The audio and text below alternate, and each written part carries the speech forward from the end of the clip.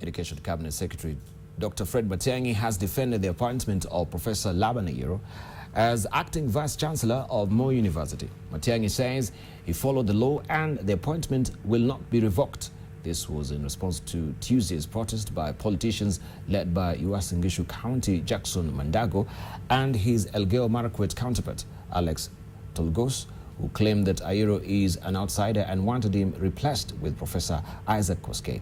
Former Vice-Chancellor Professor Richard Bibey officially handed over instruments of power to Ayero yesterday. The appointment of Vice-Chancellors in all public universities and principals of university colleges is covered clearly in the Universities Act 2012. Koskei aliapply hiyo kazi, kama ingekuwa wakalia watakikani wangerudishia application yake ambayo watakikani. Nothing would be more unreasonable. Nothing would be more archaic. Nothing would be more stupid than to expect that professors be given jobs based on their ethnic background. The PSS and I cannot engage in a conversation with politicians. We are public servants, so I cannot comment about anyone's comments. That is it. And as I've kept saying, and no one is saying there is a bit or a part of the law that we have broken. And of course, we thought that devolution is meant to be progressive. And what we're seeing coming to the fore, of course, well, we can be saying that it is a bit retrogressive. We have governors here who will also weigh in on this particular story that is happening at Moi University. And of course, we've seen also the providential intervention of the Cabinet Secretary, the Ministry of Education, that is Dr. Fred Matiang'i. We have this morning with us Governor Kivutha Kibwana, who is the governor of Makueni. Also, we have with us Governor Benjamin Cheboi, who is the governor of Baringo. And we have also with us Paul Chepkwony, who is the governor from Kericho. We're still eagerly waiting for also the arrival of Governor Martin Wambora to discuss a raft of issues. Today is In the Market, and we turn our focus on health sector.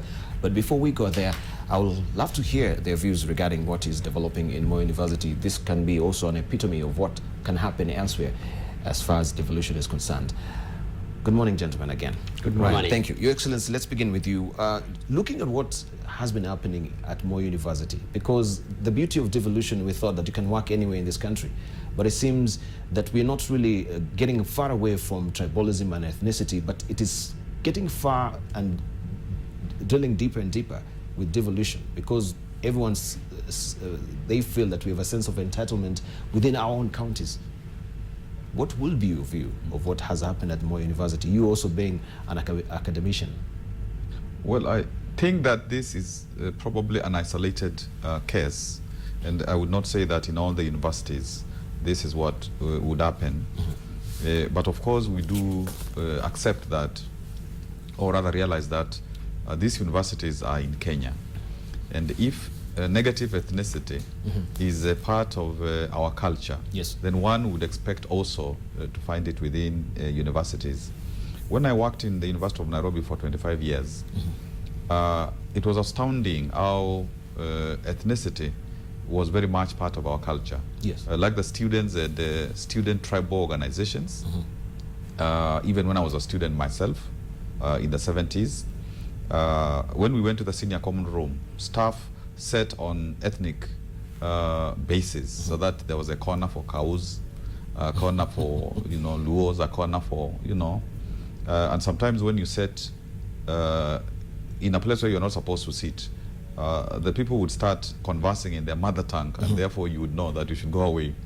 And I really think that this university should be led by anybody, not even from Kenya. In actual fact, we should even have people who are good from elsewhere. And I do admit that when universities are in a particular place, they spur development. So that this idea of having a university in every county, that's a positive idea. But I hope this matter will be resolved. Right. Let's hear from Benjamin as well. Thank you very much, Inea. I happen to also have worked in the university sector for quite a while. And during my time in the university, I worked in Jomo Kenyatta University of Agriculture and Technology and Kenyatta University, yes, and studied in Nairobi University. issues of ethnicity is not something that is localized to institutions of higher learning. It is a challenge that must be addressed nationally. I want to believe that the issue of Moi University is also an isolated one. But of course, the reality of the matter is that there is a tendency to see that when institutions are located in a particular place, yes, there is need to be sensitive to the communities that live there. That does not mean that people who live there should be the ones running the show there, because that would suggest that students should also be coming from there. In my opinion, I think the issue of Moi University is one where there's been a delay in processing the appointment of leaders.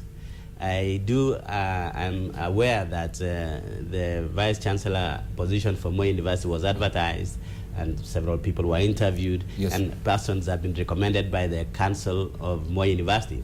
That decision to appoint that person should have been made as quickly as possible, so that you do not have to leave to create lacuna in the institution of higher learning. Yes. If that decision was made, then the issue of leaders going to say that we need to address the issue of appointment of Vice Chancellor would not have arisen. But we appeal to administrators in universities to be sensitive to the fact that they live within where communities are, and they should perhaps, like any other institution, I mean, if you are working for an institution like, say, Kengen, yes, and Kengen is operating in Makueni, obviously most of the people who will be working in that institution will come from there, for the reasons that it is economical for them to work there, except the experts and the technical people who must be people with skills that are required to be performed in that area. In other words, I'm saying that we must look at skills and qualities and abilities, and not necessarily look at people from within for their technical skills. But first of all, we should actually look within. If we don't get any person I have not said that. Yes. I am saying that once it comes to skills, yes, a professor, the best professor, must be the vice chancellor of that institution that is there. The best chemist must be there. It doesn't matter where he comes from. But when it comes to the manual responsibilities of doing cleanup and yes, whatnot, the people of that locality should be given a priority. Fantastic. So it should be exceedingly beneficial also from the people locally there. You're saying maybe not really to use that particular term of a lower cadre, yeah, right? But when it comes to expertise, yes, it should be across the country.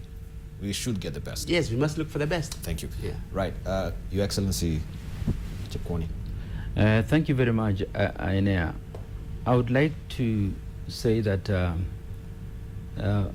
between the three of us as governors here, I'm the most privileged to say something about what is happening at Moi University. Yes. Because that is my university. Before running as governor for Kericho County, yes, I was an associate professor, and I worked there for 13 years. So first of all, I would like to say that what we've seen in the press and what is happening at Moi University is unfortunate. Within the time that I was there, and this is something that I think we need to engage the ministry and the leadership of Uasin Gishu County, and generally North Rift, because at the time I was there, there used to be a feeling amongst the community members that despite the university being there, they were marginalized. So this is something that seems to me deep-rooted. However, I would like to say that a vice chancellor of a university is a professor who is outstanding. Yes. And this is somebody who has a global stature.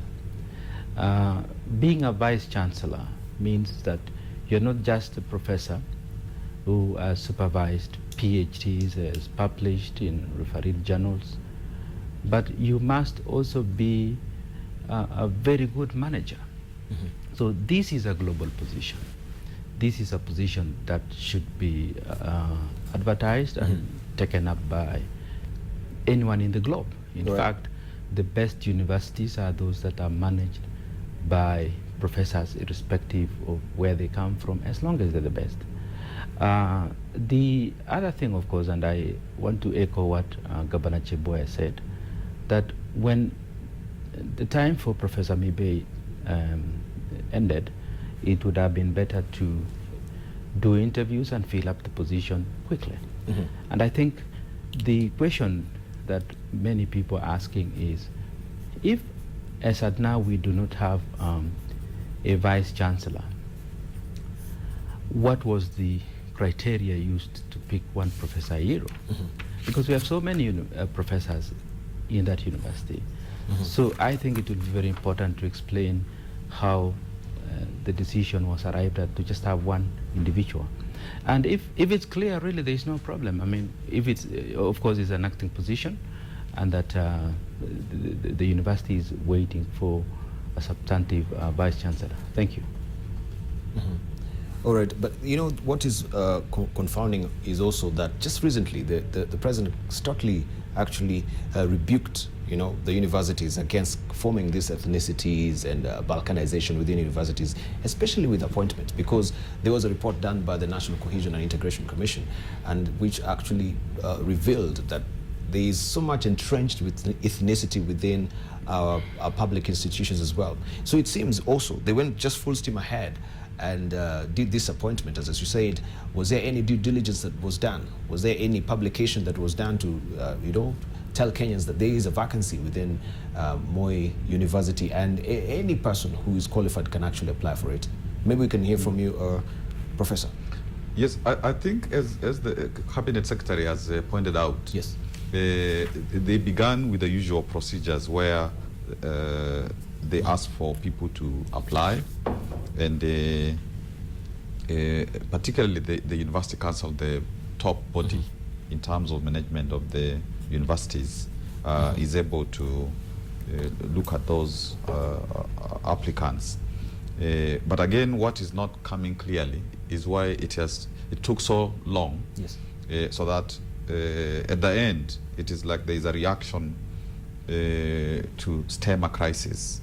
Mm-hmm. So that is really the problem, and it's important that all the proper procedures happen so that there isn't an appointment outside those proper procedures. But I am not very much aware of the detail. The only thing that I could add from what you have said, yes, is when that research was conducted and published widely in the media, mm-hmm, the two communities which were top in terms of people within the universities, yes, were the Kikuyu nation and the Kalenjin, mm-hmm, nation, so, mm-hmm, to speak. And I think it is also evident that communities that have benefited from a lot of education, yes, like the head leadership, mm-hmm, which spurred them to to go to universities, to really take higher education seriously, you find them normally, they will be represented more in the universities than other communities. So there is also that aspect of who got advantage, mm-hmm, in terms of accessing higher education. And that also is because there is encouragement from political leadership from certain areas. And that's why you find, therefore, that sometimes people who are more qualified because those opportunities are from certain groups. Right. Yeah, but if you take a straw poll right now, we see there's a developing trend. This also happened in Eldoret University. The vice chancellor was chased away. But if we take also a poll straw of what is happening within the universities right now, go to Masinde Muliro, right? He's a vice chancellor from any other community. Yeah, is he? We find it's just from the local community. Go to another university, maybe in Laikipia.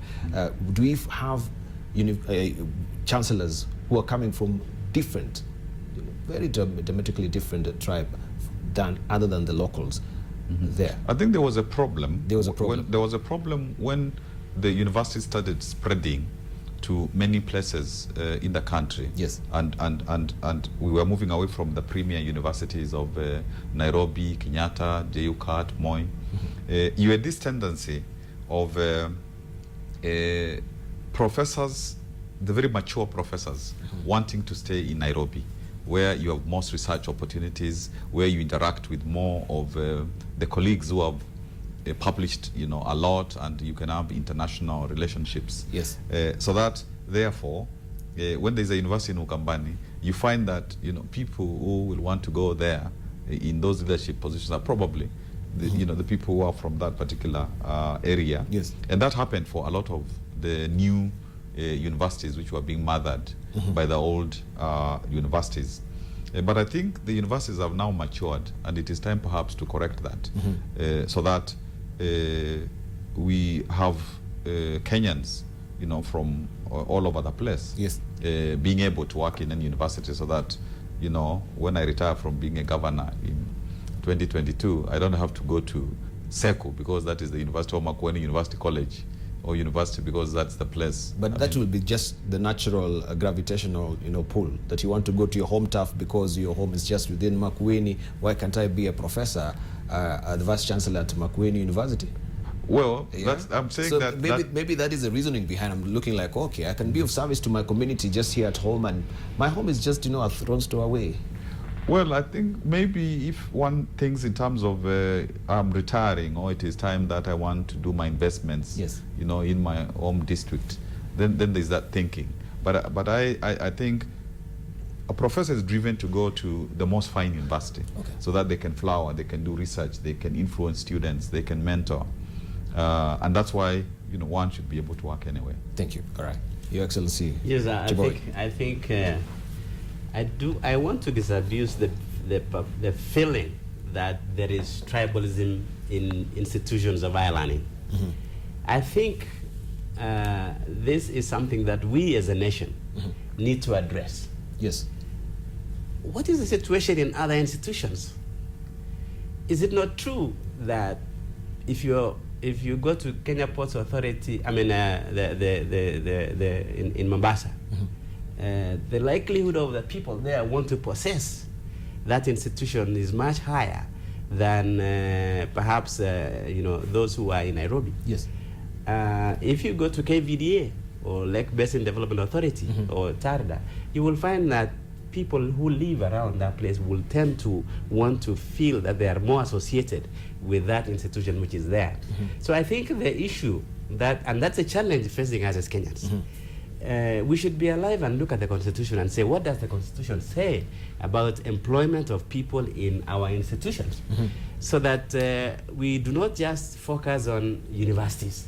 The case of Moi University may be one. But if you do a critical analysis, there might be a case of a more serious analysis of all our institutions. And then we should develop policies that guide employment opportunities of the various levels in this country, so that we can demonstrate that we are a nation. We avoid a situation where outbursts may come from any part of the country saying that our people are being marginalized, and yet this institution is ours.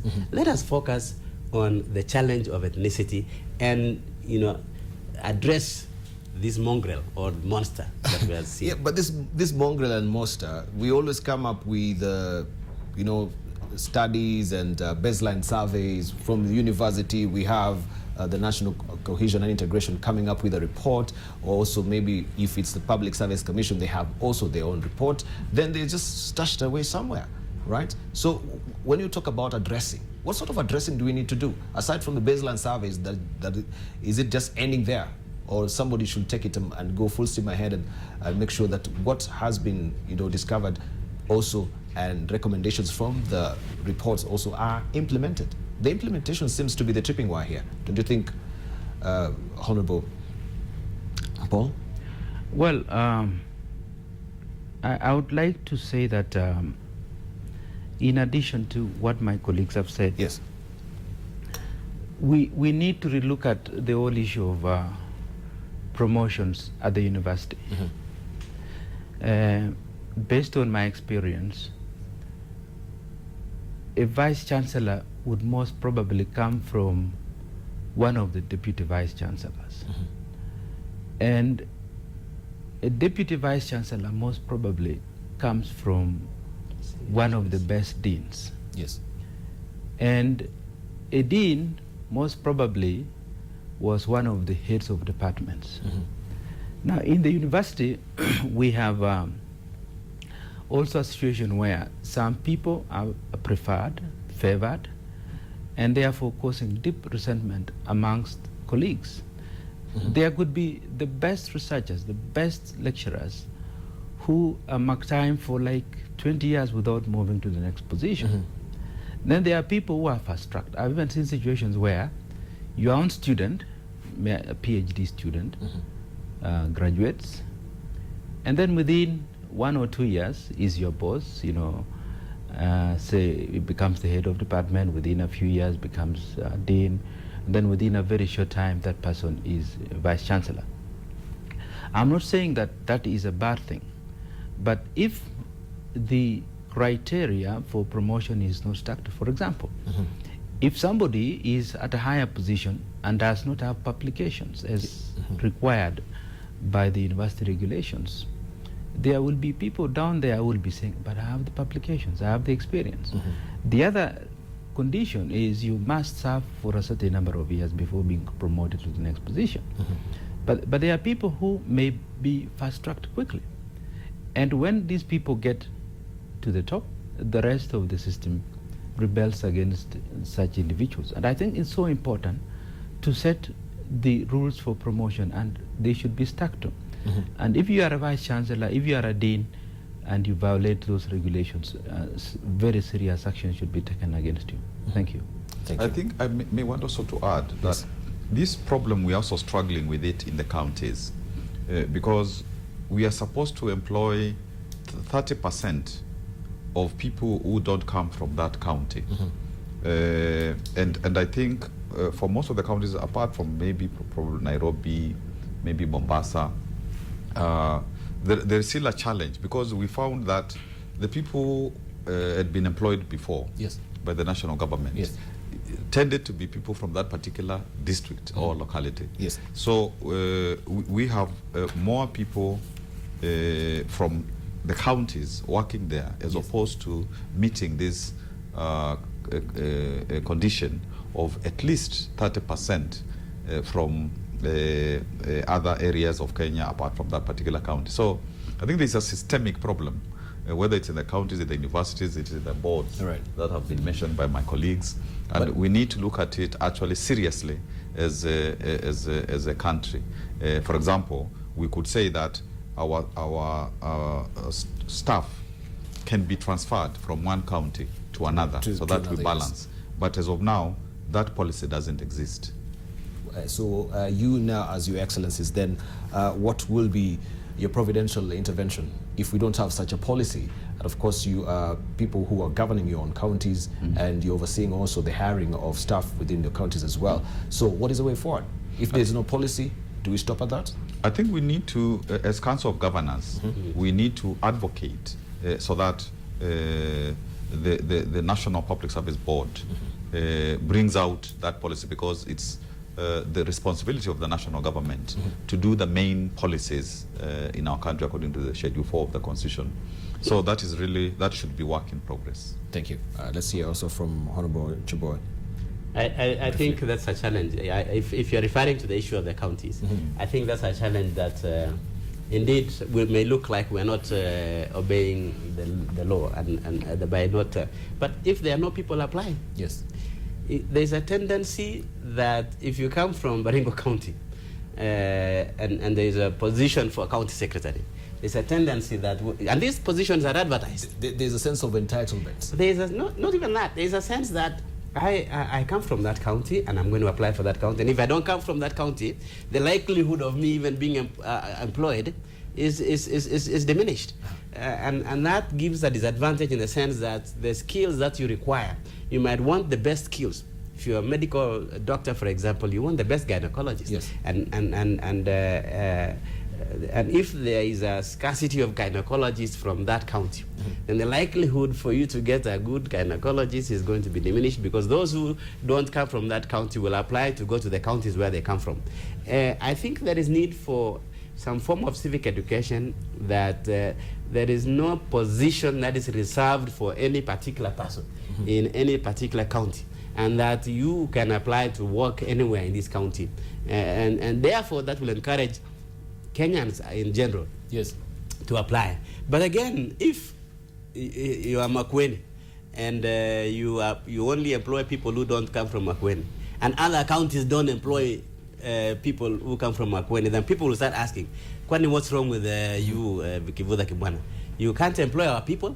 So I think there is also a need to have an understanding, a general understanding among leadership that we should be able to create greater cohesion in this county by giving opportunities for people to work anywhere, and that there should be an equitable distribution of people working in the entire country. Right. Honorable Chepkwony. I would like to say that the solution at the county level can only come from the Council of Governors. My strong proposition is that as for 7 counties, we should develop a standard human resource manual with terms and conditions of service which are more like, the same, so that people can freely move from one county to another. Second, I would like to say that it's possible to achieve full integration in the public sector within county governments. And I want to give you the example of health. Yes. That when doctors are posted, at the time they arrive in Kericho, you realize that there's a mix of all tribes in Kenya. And why has health succeeded? It's because there is no political interference. There's no political interference. Yes, so I think also it's very important that political leaders should be very cautious when they interfere with certain key sectors of the public service, because this can also heighten tension at certain times when the country really doesn't require that tension.